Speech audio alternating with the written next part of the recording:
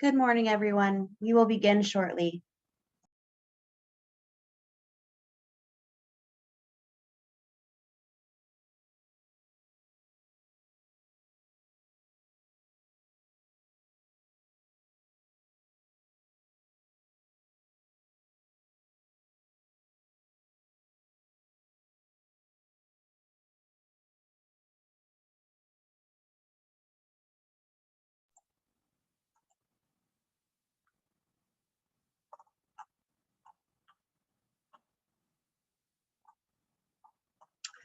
Okay, welcome everyone. My name is Sarah Minurad, and I am the new PBRN coordinator with DO-TouchNet.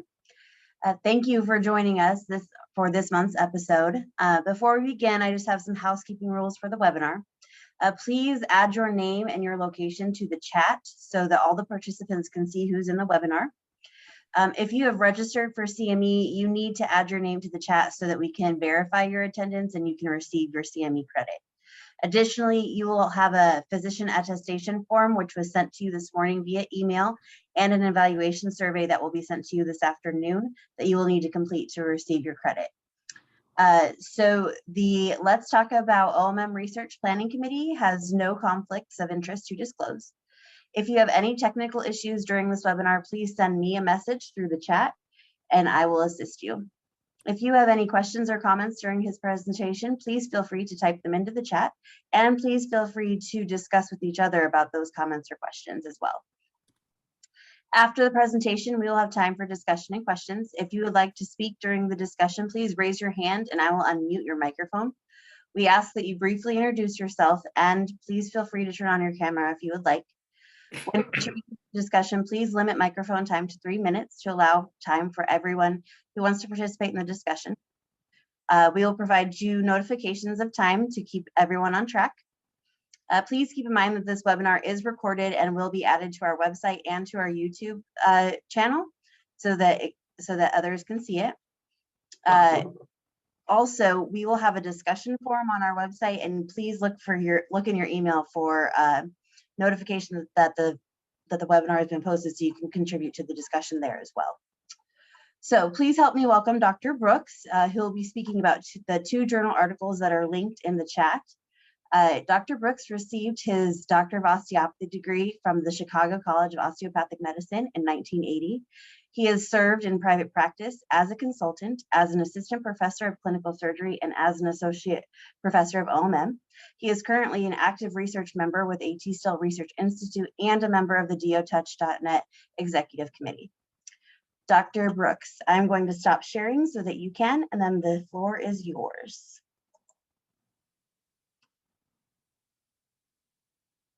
We can't hear you, Dr. Brooks. You'll need to unmute. Thank you, Sarah. Can you hear me now? Yes, sir. Okay. Now I gotta find my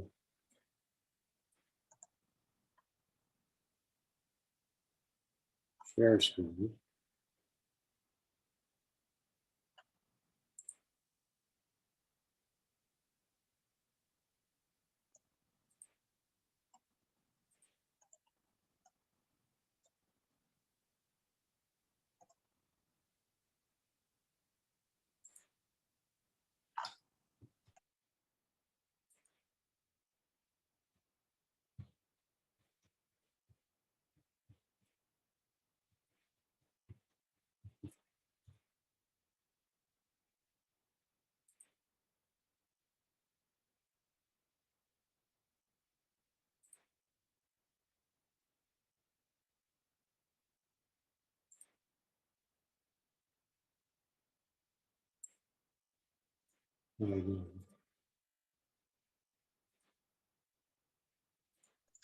Dr. Brooks, you should be able to click share screen at the bottom. There you go. Can you Okay. see it now? Yep, we can see it.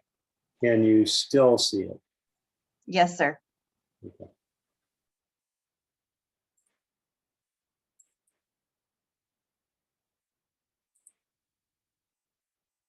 Can you still see it? Can you see the big slide Yes, sir. now? Okay, great. Okay. So as Sarah mentioned, I'm in private practice and I currently work part-time for the Anderson Research Institute.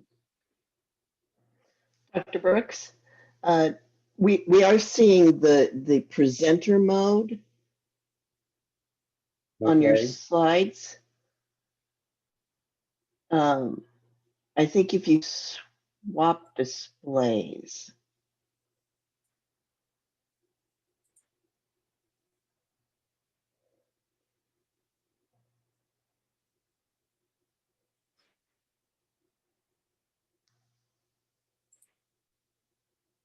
How's that? Perfect. Thank you. Okay. Thank you, Jane. But I've got to get you guys in a different space. Just hold on a second.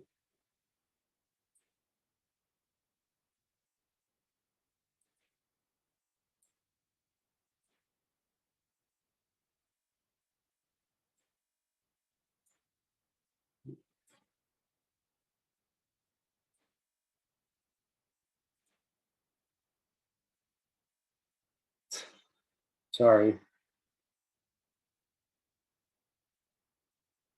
That's not working.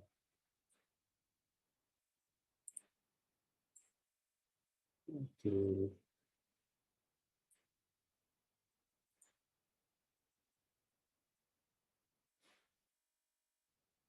We can't bring that down to swap displays again.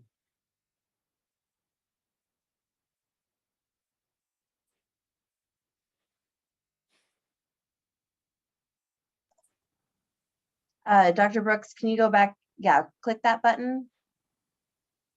And then at the top, there should be a button that says use as slideshow. Yeah, unfortunately, I can't get to the top. I don't know how on my computer. Let me do Okay. that. Just a We second.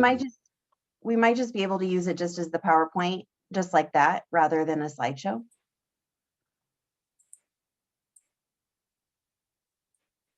We had it just a minute ago.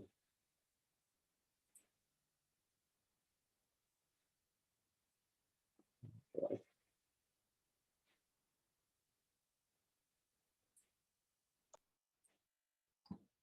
Over here. So, 2 clicks ago, you had it. how does that work now, folks? Does Perfect. that work? Yes. Okay. Okay, so I want to acknowledge the consultant I had to help me prepare for this. Aaron Ashbeck is a biostatistician and research assistant for the University of Arizona Arthritis Center. I have no financial disclosures. I'm not talking about drugs. I am publishing a book, and there may be some indirect references to that. So we're going to do four things today. We're going to have some background discussion because I've been following this question for over 40 years. We're going to talk about 2 papers, and then we'll have hopefully some time for questions and discussion. Fundamental challenges for osteopathic manipulative medicine going forward in the future boil down to these 3 things. Does it make sense? How well does it work? And how safe is it? And obviously, we're discussing the last question today. Well, apparently, it's not perfectly safe. There's a very prominent public figure who passed away after chiropractic cervical manipulation a few years ago. This was highly publicized. I've spent about a quarter of my career working for major MD orthopedic surgery groups, first in Minnesota and then at the University of Arizona. And I can attest to the fact that this concern about stroke from cervical manipulation is the major psychological barrier in the MD world for considering the use of manipulative medicine. So I'm going to share with you a case that is relevant to this conversation. that I had over 40 years ago. It was one of the more dramatic cases in my experience. And so a little perspective is that the first case report of stroke associated with cervical manipulation came out in 1947. In 1974, there were only 12 reported cases, and I began medical school in 1975 and practiced exclusively of osteopathic manipulative medicine in 1981. As medical students, we had anxiety about this issue, but it was pretty much not spoken about. It was very rare, reported, and we had this, what proved to be mistaken idea that old folks were particularly vulnerable to this because we'd probably break something and lacerate something and so on and so forth. So in my first year of practice, when I was being mentored by Robert Fulford, who was one of the renowned figures in the field of cranial osteopathic manipulative medicine, and who was known for his use of and development of the percussion vibrator technique, so not high velocity manipulation. And I was totally enamored with his work and his technique. And as a naive young physician, thought if I just could be like Bob, I'd be on top of the world as a doctor. So one day, a 76-year-old woman walked into my clinic and said she had a headache, wanted my help. And I said, well, how long have you had your headache? Well, since I was 16 years old. Well, you can imagine what went through my head.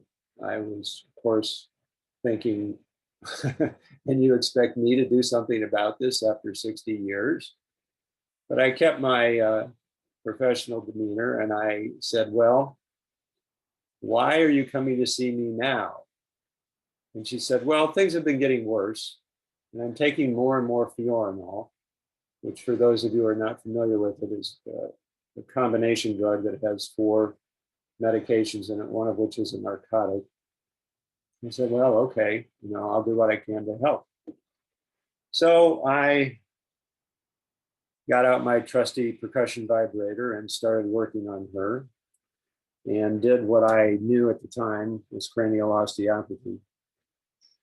And I could feel the fascias moving under my hand, monitoring hand, and I didn't really have a good sense of what I was doing, but I thought I wasn't doing much because it felt like she was really loose. So I worked on her 2 or 3 times and it was just empirical. But I thought, I've done what I know how to do according to what Dr. Fulford's taught me. Let's see if she can get off her medicine. So I asked her to cut her medicine in half, and she came back in a week or 2 and said her headaches had really flared and that didn't work. So I said, well, I'm sorry, I've used the best techniques I know, and I don't think I can help you. Well, she broke down in tears and she tapped into my compassionate, want to take care of my grandmother mode of thinking. And I thought, what else can I do? Well, I could revert to what I was taught at the Chicago College of Osteopathic Medicine, which was high velocity manipulation to the spine. And then I thought, oh my God, that's going to be really, really risky because she's 76 years old and I could stroke her out. But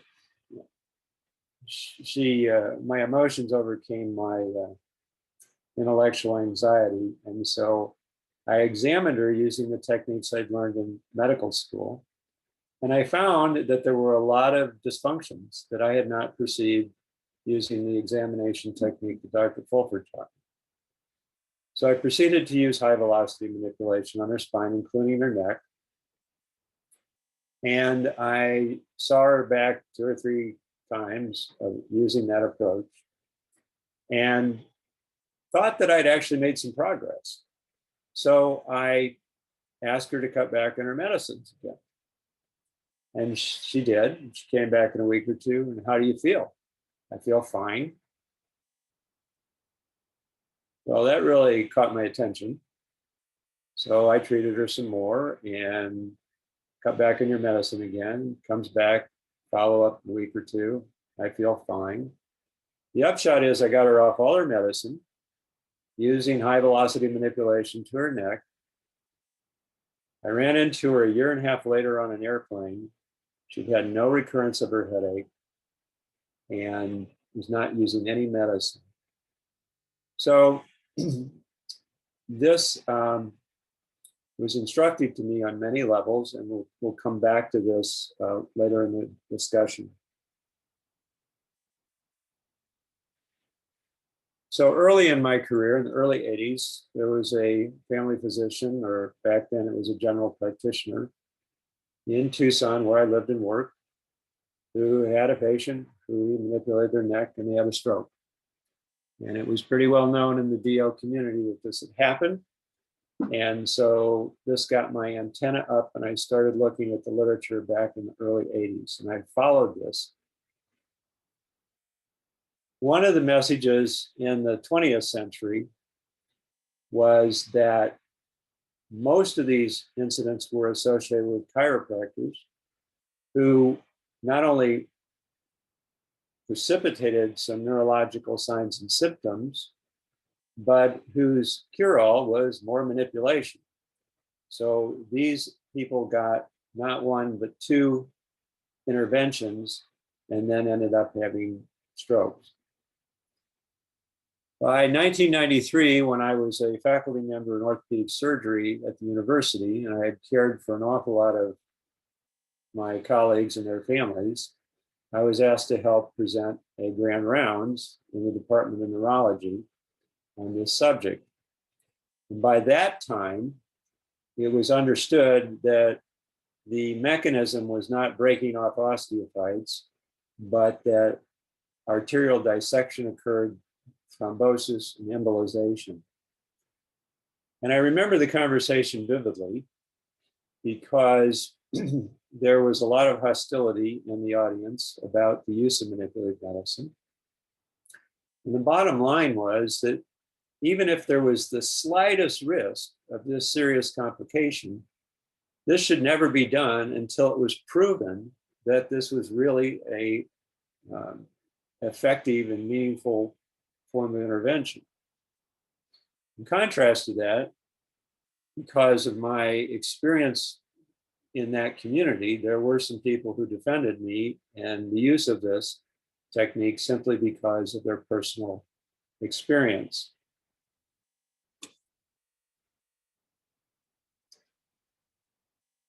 So, as further background on this, Dr. Degenhardt asked me a few years ago to do a literature review on adverse effects from manual medicine, which I did for about the years spanning 99 to 2019.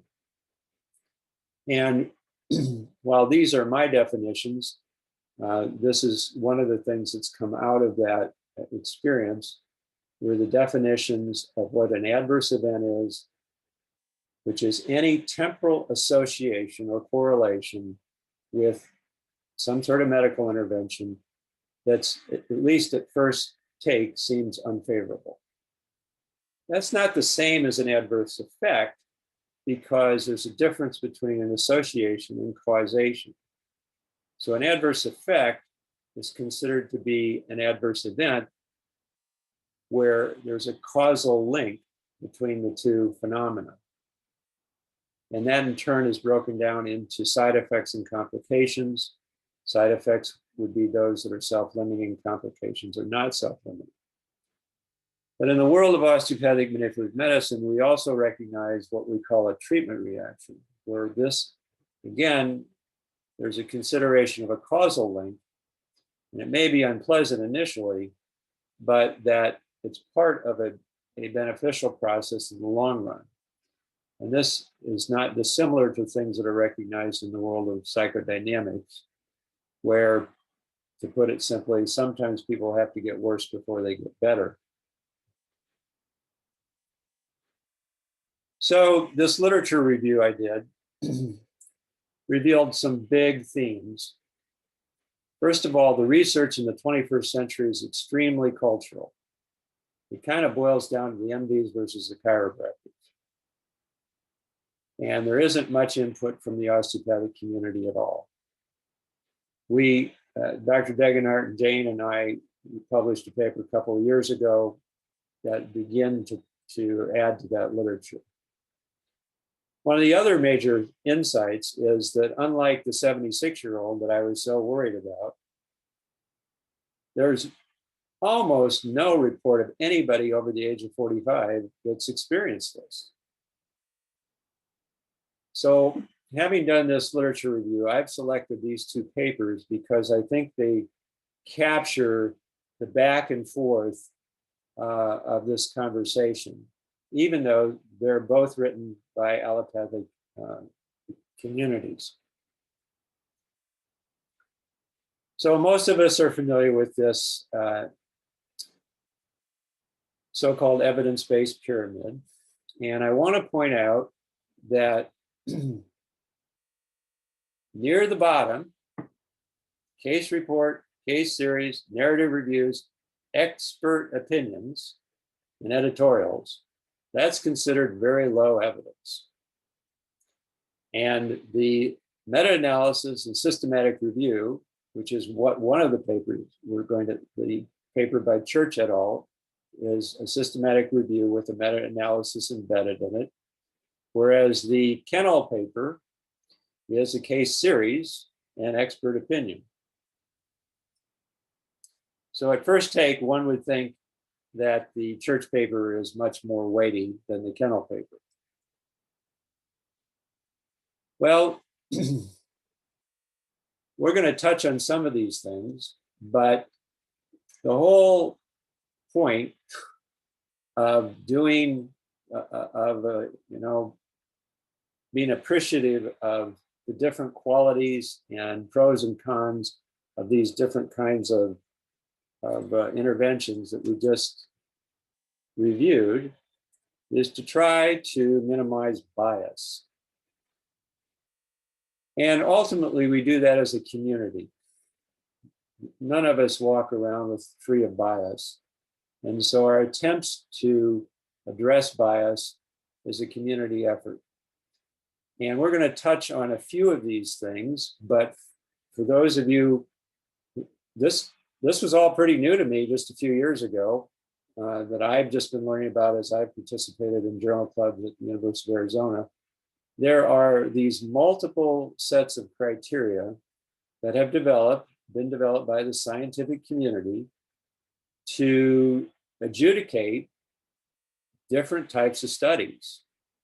And we'll mention especially the last four of these in the discussion about these papers. And they're pretty extensive, and they are continually refined. So the first paper we're going to talk about is the one by Church et al. And we're going to review, first of all, where it was published, secondly, who the authors were, and then we'll go through the paper, the background, materials and methods, results, and the conclusions. So this is this is the 21st century, and it's a digital world, and we now have all kinds of publications, open access publications, etc., that didn't exist 20 years ago. So Curious Journal of Medical Science is a newfangled thing. It was established by an emeritus professor of neurosurgery at Stanford. And I think it's notable that he's a neurosurgeon because he's a proceduralist. And we need to remember that osteopathic manipulative medicine and more broadly manual medicine are procedures. there's a fundamental different set of standards we need to be held to than drugs. And Dr. Adler's idea is sort of to go back to the beginning, which is that what's more precise, the big thing in nowadays is precision medicine. What's more precise than, talking with your patient in great detail, examining your patient in great detail, really coming to appreciate person as best you can as a whole unique person, which sounds like osteopathic philosophy. And that he hopes that his journal will be a repository of case studies, case series that might ultimately then, using the techniques of so-called big data, be merged in a way that can provide quantitative analysis. So I think this and journals similar to this should be on our radar screen, because we've been critiqued for a century about all we have is anecdotal reports. And this might be a portal for us to start adding to the literature. One of the other differences about this journal is that they've developed what they call a scholarly impact quotient. So they do peer review, but I get the impression that it's not quite as rigorous as the New England Journal or the Annals of Internal Medicine, et cetera, because then they rely on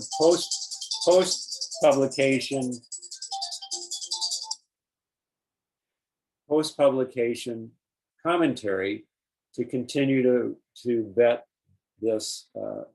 these publications. So here's an example, because this is what was one of the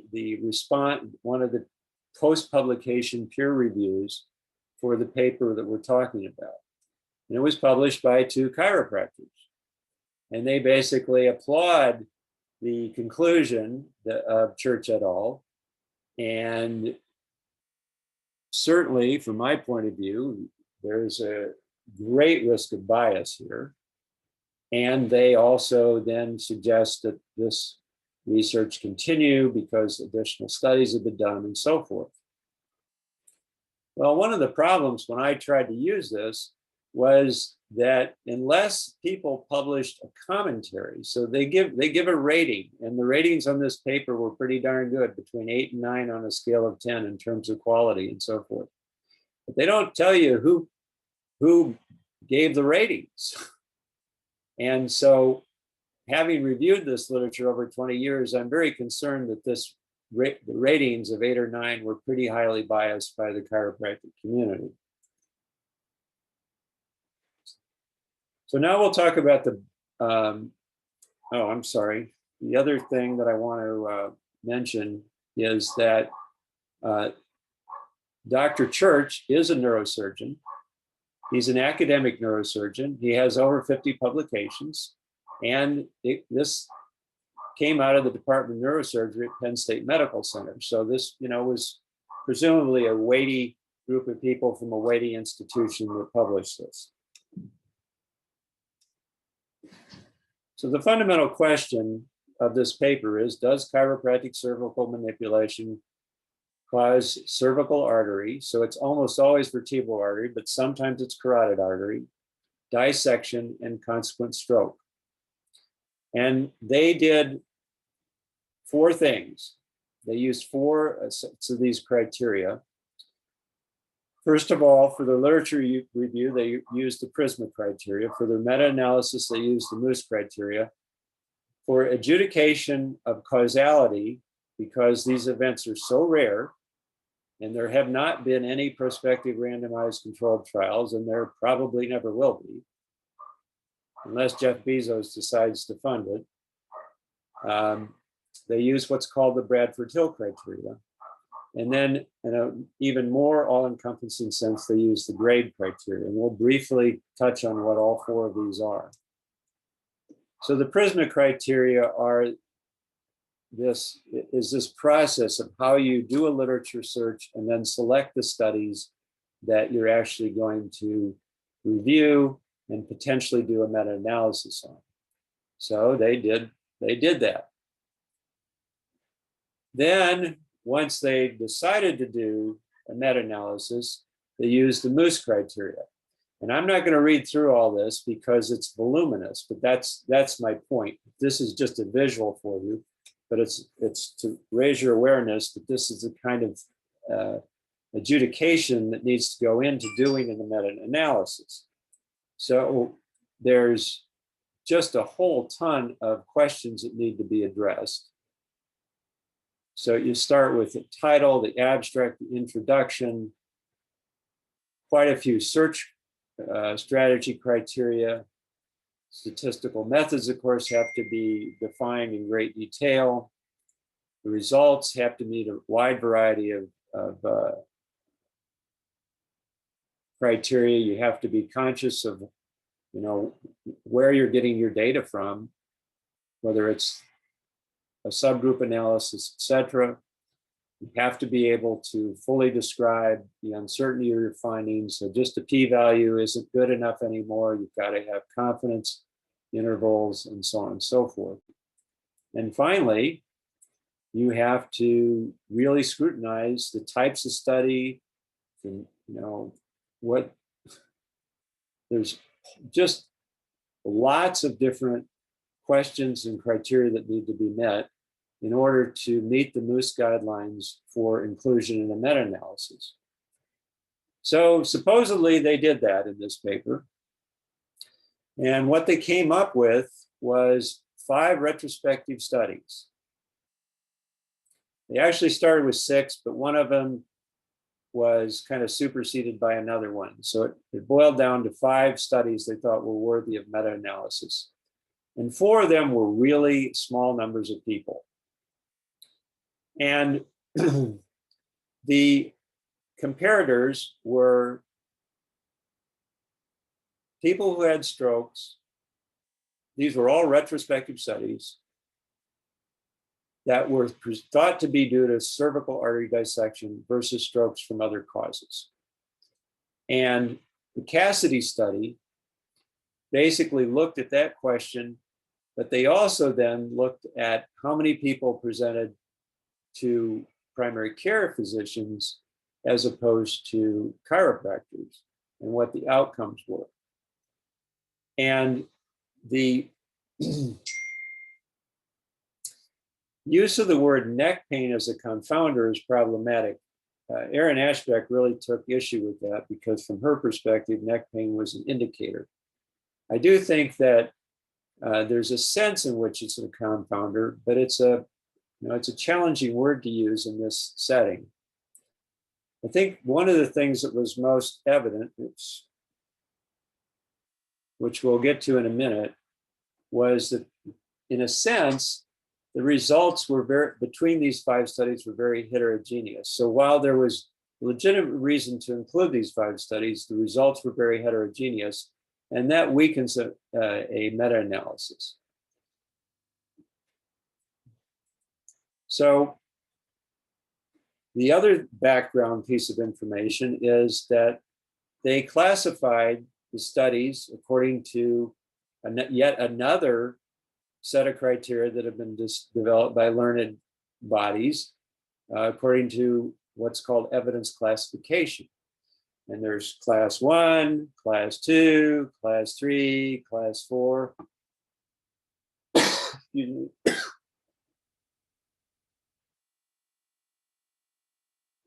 And basically, class 1 studies are the best and class 4 are considered to be the weakest.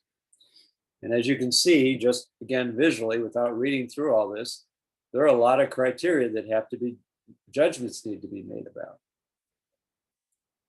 So in their paper, they had 2 papers that were class 2 and 3 that were class 3.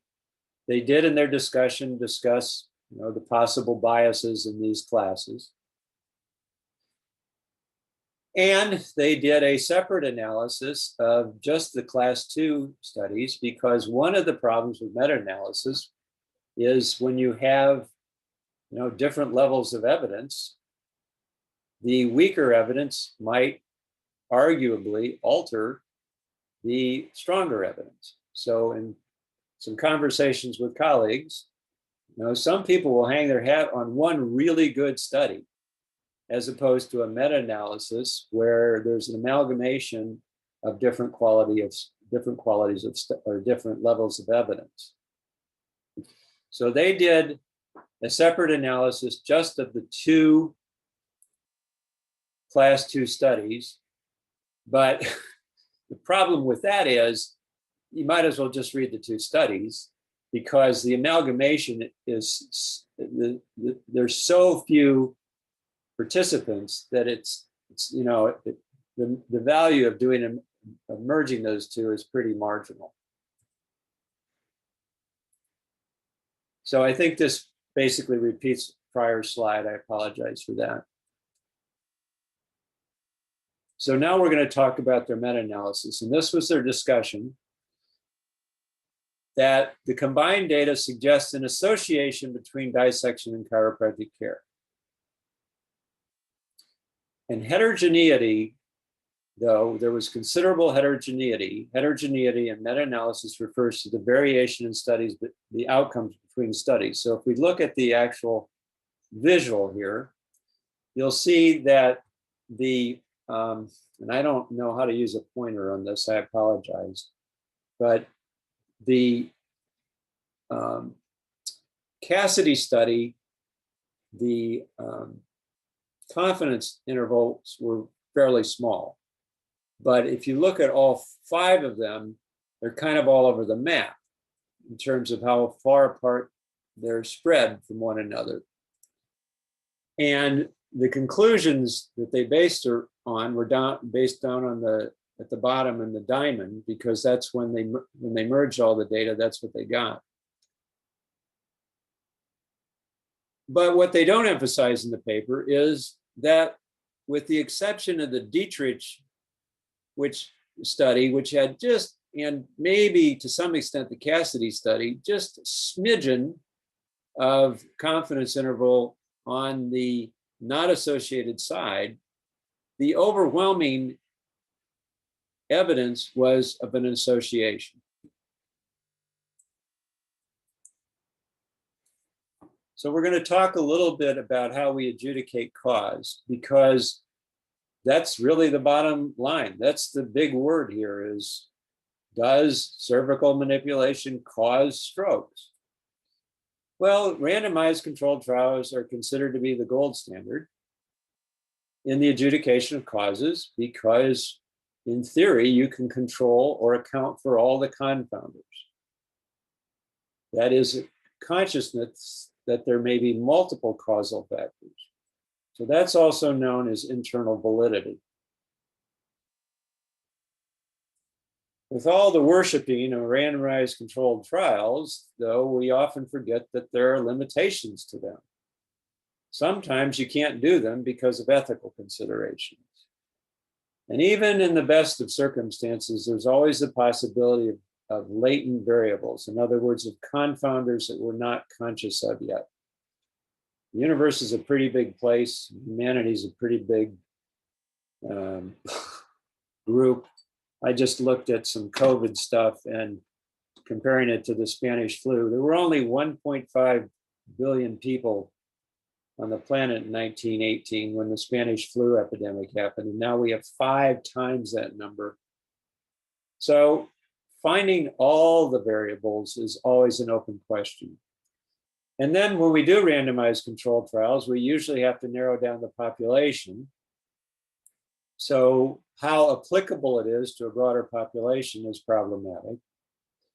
And then with the kind of topic we're talking about today, which are considered to be rare events, and again, my literature review shows that there are other potentially serious complications from manual medicine, but they're even rarer than these. Epidural hematomas, or an occasional massive disc rupture or something like that. I mean, they are so extremely rarely reported. So doing a randomized controlled trial that would capture these things is almost impossible, unless, again, Jeff Bezos decides to give us a couple $1 billion to study it for the next 50 years. So one of the things that's been done in this literature to address this concern is to use the Bradford-Hill criteria.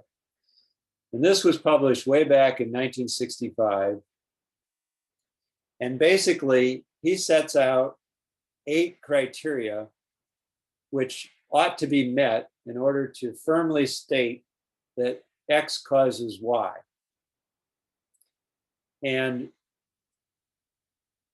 I put temporal relationship in red bold here because basically, except for one other paper that used this criteria, all the judgments of causality in this literature have been because of temporal relationships.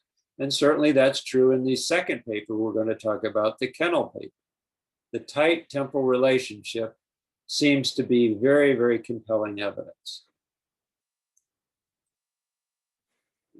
So they also use the grade criteria.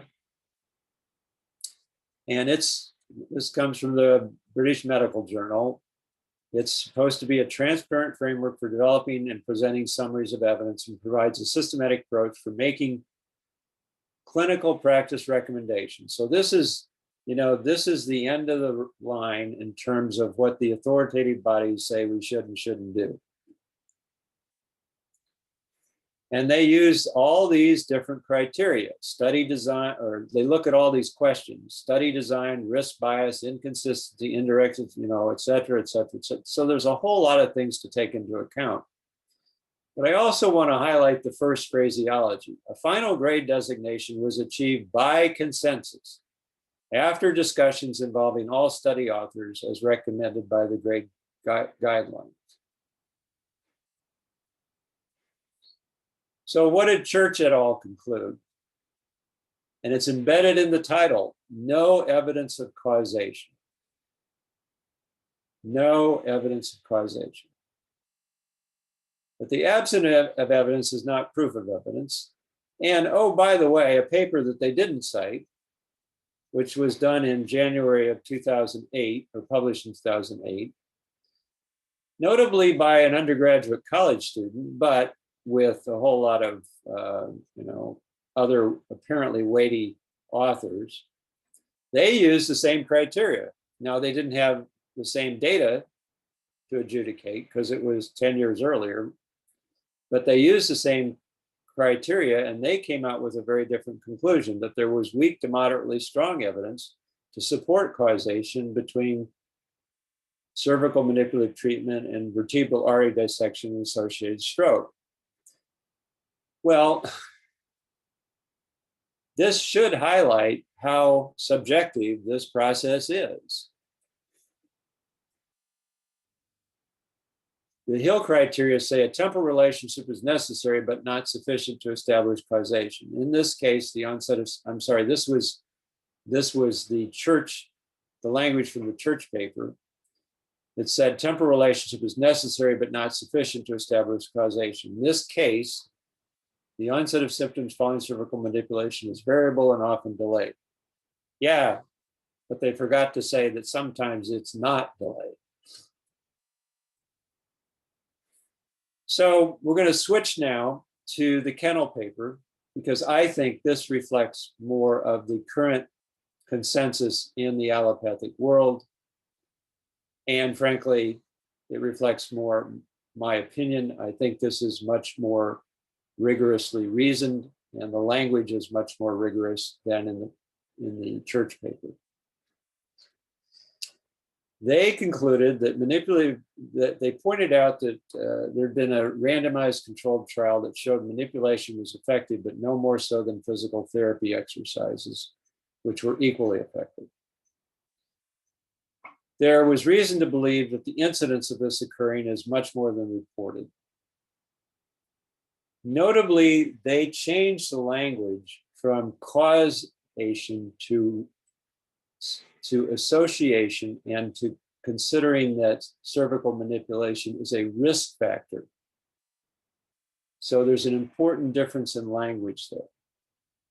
They also pointed out, because a lot of people who practice manipulative medicine are not fully trained and licensed physicians, that it's very vital that anyone who practices this type of care be educated about the signs and symptoms of possible cervical artery dissection, that they not manipulate someone who's presenting with any of those possible signs and symptoms, and that informed consent always be provided, always be obtained before performing these procedures. Now, I get informed consent from my patients, and I ask them, has anyone ever talked with you about the risks associated with manipulation? And it's a very, very, very rare patient who says yes. Well, certainly the major critique of this kennel paper is, well, it's just a case series. It's low evidence. And in fact, so much of the literature is just anecdote and case series. Well, I want to switch gears a little bit and talk about the concept of causation now. Words matter. There's a difference between saying something's a cause and something's an association and something's a risk. We all know the old image of the proverbial straw that breaks the camel's back. And when we do a randomized controlled trial prospectively, we're trying to isolate that final straw that breaks the camel's back. And if you watch the straw drop on the camel's back, you can say, well, that caused the camel to collapse. Well, what do you mean by cause? Did all the straw that was on the camel's back in the first place participate in the cause of the camel collapsing? But it's even worse when you got retrospective studies. Now, how do you figure out what the cause was? Because it's after the fact. Which straw broke the camel's back? So we need to be very, very careful about our use of the word cause. So let's go back to the evidence pyramid.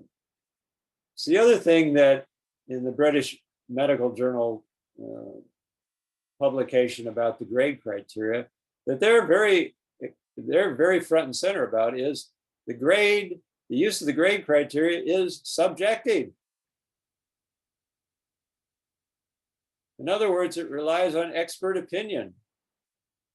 But if you look at this evidence pyramid, that's supposed to be really low evidence. So we kind of come full circle where we don't give a lot of weight to expert opinion.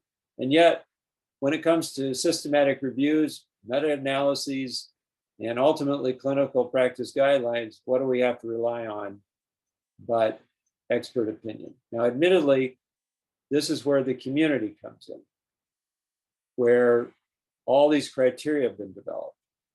So when it's one expert's opinion, that may not have as much weight. But I think it's really important that we be conscious of how much this is a very, very human endeavor.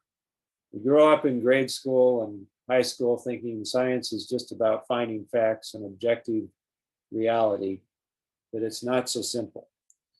And in response to these concerns, there have been some other models developed to reflect the complexity. One might call these webs of evidence rather than the hierarchy of evidence. So I just thought this was important to call to people's attention so that, because certainly the kinds of studies we're trying to do through dotouch.net need to be understood as having their rightful place in this web of evidence and not be dismissed as lower quality studies if you base your thinking on the so-called evidence pyramid. And here's another model that kind of reflects that complexity. So I just got these off the web, so I'm sure you guys can find stuff like this on the web if you're interested. Now, this is something I developed because, I don't know of any medical intervention that is free of risk. There are times when doing nothing is really risky. Certainly in my population with chronic pain patients who are really desperate. And I have reason to believe that some suicides occur because people have reached the end of their rope with their chronic pain. So sometimes doing nothing is not safe. But it's going to be, again, extremely hard for us to do really, really rigorous research in terms of how to truly compare these types of interventions one to another. But if we base this on the literature that exists, I think this pretty fairly represents that drugs and injections and hospitalization and surgery are qualitatively riskier. And I know I'm running out of time, so I'm going to hustle up here. I apologize. So we need, in the long run, in the fullness of time, to figure out how we can compare the risks of manual medicine to acetaminophen. Thousands of people die from liver failure, some of it self-induced, but others because of chronic pain in the United States every year alone. NSAIDs are definitely worse than that. We need to start looking into, and I know that's one of the things that we're certainly trying to do in the DOTouch program, is comparing high velocity techniques to other mobilization techniques. Well, going back to my 76-year-old patient, my strong opinion is there's a time and place for everything. There's a time when high velocity works and other things don't. So how do we adjudicate that? How do we discover what the predispositions are for injury? And one of the things that's fairly clear is, below age 45. After that, your risk goes way down. I tell all my patients that if anybody develops acute onset probably unilateral head and neck pain, we stop right there and we get a vascular workup before we do anything else. Certainly, if there had been very significant cervical trauma in any kind of proximity to that, you need to be cautious. Hypermobility syndromes, while they've not been rigorously linked to this risk, there's certainly reason to be concerned. And perhaps more fundamentally, we've got to really understand what the heck we're doing when we manipulate the spine. Because I'm not convinced at all that chiropractic mechanical diagnosis bears any resemblance to osteopathic. And even within the osteopathic world, there's a great deal of potential room for improvement. So here are a few of my take-home messages. I think that words really matter, that using the words associated or that cervical manipulation can be a trigger or risk factor or causal factor are much more intellectually integritous than just using the word cause. When I was at the University of Arizona, the neuroradiologists there said that they saw this happen about once a year in a town of 750,000 people back then, so it's probably more common than we think. Know when not to do it. I get informed consent, both written and permission at the time I'm going to do that. And as I said before, we need to consider the mechanical diagnosis in great detail.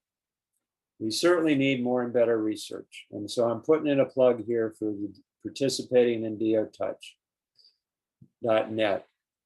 And in the long run, so for any of the younger members of this conversation, not only do we need participants in DOTouch.net, but the registry has to be something that the whole world knows about.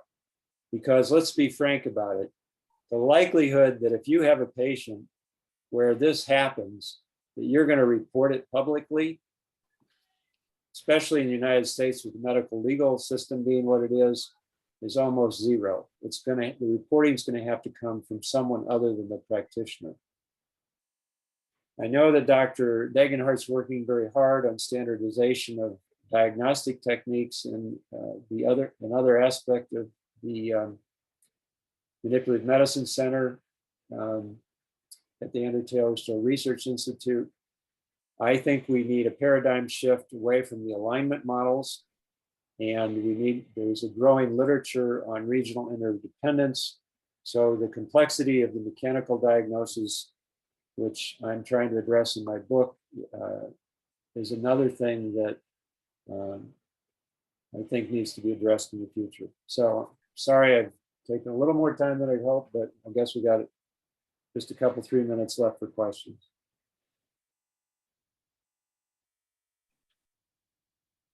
May I ask a question? Sure. Dr. Brooks, thank you for a very interesting presentation, especially about what is proof. But I'm a bit not sure what the word is in English. Maybe I could put it like this. Imagine I'm one of your patients and you esteem that you must manipulate me to a cervical manipulation, high velocity.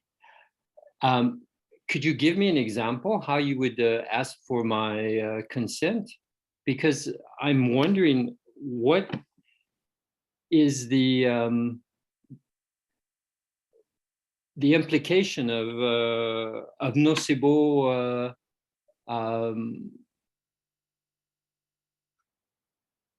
not sure how you would say that. Yeah, you're concerned about the nocebo effect. I understand what you're Yes. saying. Well, you know, I just have to take that as it is, because I sit down before I even examine a patient and go through with them what I consider to be the relative risk, and I discuss this literature about cervical manipulation. I point out a profound difference in the way I evaluate the cervical spine from the chiropractor. We talk about the relative risk, and I ask them to sign an informed consent before I even examine them at the first visit. And then at a later time, as I'm caring for them, if I think high velocity manipulation to the neck is indicated, I ask them for permission at that time. And in my practice, it usually doesn't happen in the first couple of visits that I would even address that. So hopefully by that time, they've developed some confidence in me. And only the rarest patient, demurs and doesn't want me to do that. And so there probably is a heightened anxiety about it, but I've spent a lot of time in care with the patient. And, at least in my practice, it works out pretty well. Okay, thank you very much. Dr. Brooks, Dr. Dean has a question for you. Dr. Dean, you're going to have to unmute on your end. Okay, thanks. Dr. Brooks, I was just wondering, up here at Michigan State in the HVLA course, we teach about how the chiropractic HVLA uses more of a rotational force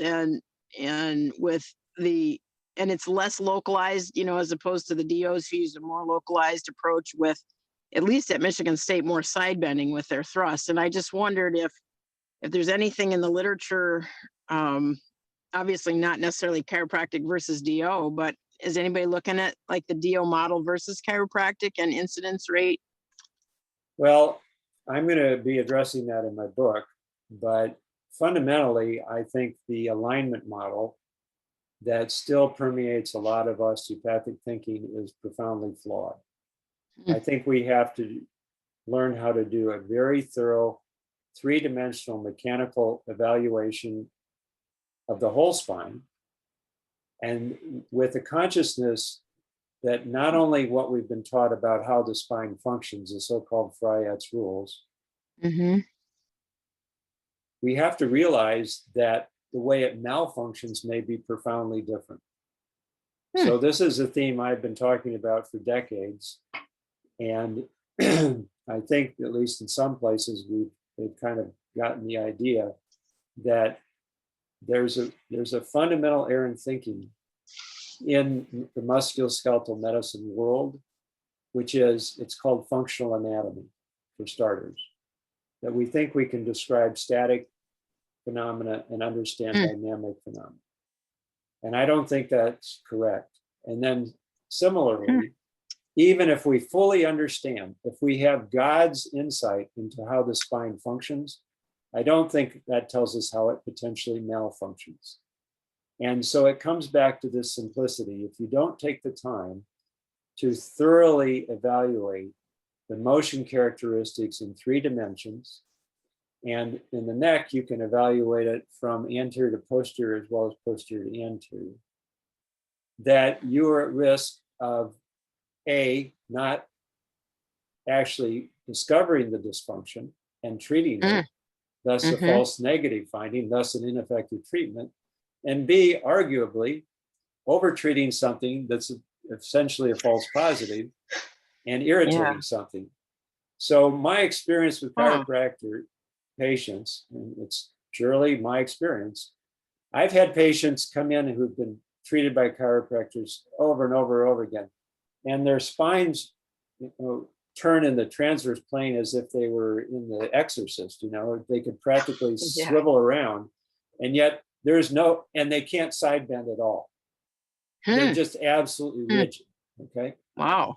So I'm advocating a completely different approach to the spine, which comes back to the simplicity of you got to examine your patient, and you got to examine it thoroughly, and you can't have any theoretical prejudice about what you're going to find based on some rules that we teach. Right. And once you do that, then you have the increased potential, in theory at least, to effectively care for your patient and diminish the risk of injury. Thank you. Dr. Brooks, we do have a few questions in the chat, and then other questions we'll have in the discussion forum on the website, but we wanted to make sure to ask these 2 questions here. The first is from Dr. Downs, and he asks, how much of a vascular workup is necessary to have done due diligence? Well, frankly, I'm not a vascular physician, and I would, if a patient came in to me with that, I would punt to an expert in the field, but I suspect at least whether it would be Doppler studies, and I don't know that Doppler studies are very meaningful in the vertebral system as opposed to the carotid system, but probably an MRA, magnetic resonance arteriography, if not coupled with an MRI, would be. I mean, if you're that concerned, I wouldn't cut any corners. I'd get specialized input on that. I mean, it's never come up for me in my practice to date. I think it's extremely rare. This whole idea of cervical artery dissection, whether associated with cervical manipulation or not, is a pretty rare event. I mean, it's well known to occur, but it's not your everyday event. And it's obviously very, very ominous. So if I ever had my antenna up about it, I would just stop and get help. Thank you, Dr. Brooks. The last question is from Dr. Mallarney-Regetz, and they ask, what is the proposed mechanism by which younger patients less than 45 years old are thought to be predisposed to CAD compared to older adults? So the bottom line here is that, again, we think that there's a mechanical trigger. It's cervical manipulation is one, but this cervical artery dissection and stroke happens in all kinds of other settings. And almost invariably, there is some sort of final straw that breaks the camel's back, some sort of mechanical trigger. They're in a car wreck. They can turn their own head and neck rapidly, and this will happen. So there's apparently a congenital or even genetic predisposition to failure of these arteries. And basically, it catches up with people in the 3rd and 4th decade of life. And then something happens that's the proverbial straw that breaks the camel's back. And this is one of the reasons that the Cassidy study and the chiropractors have been pushing back against this use of the word cause, that basically these are disasters in progress. And it so happens that some people go to chiropractors and get manipulated, and that's the straw that breaks the camel's back. A lot of people go to primary care doctors, and just with the passage of time, there's something else that's the proverbial straw that breaks the camel's back. So basically, I think the idea is that for the vulnerable population, this is going to happen. And it's going to happen in the first, 40 to 50 years. And if you're susceptible to this and you live, I mean, if you're not susceptible to this, you're going to live, past that time, barring other medical problems, without this happening. So I don't think people really know at this point, but that's what it looks like, that these are congenital or even genetic issues, and that they will manifest early in life. And if you live past that time, you probably don't have that congenital vulnerability. I hope I've answered that question satisfactorily. Thank you, Dr. Brooks. Thank you, everyone, for attending. Any other questions we're going to have posted on the discussion forum on our website, and we'll also have this recording available on our YouTube site. So we'll actually post that on social media, an announcement that it's up, and we'll also post an email to you guys to let you know it's up. So if you have further questions, Dr. Brooks can log into the discussion forum and answer those for you. Thank you guys so much for attending. We hope you have a good day.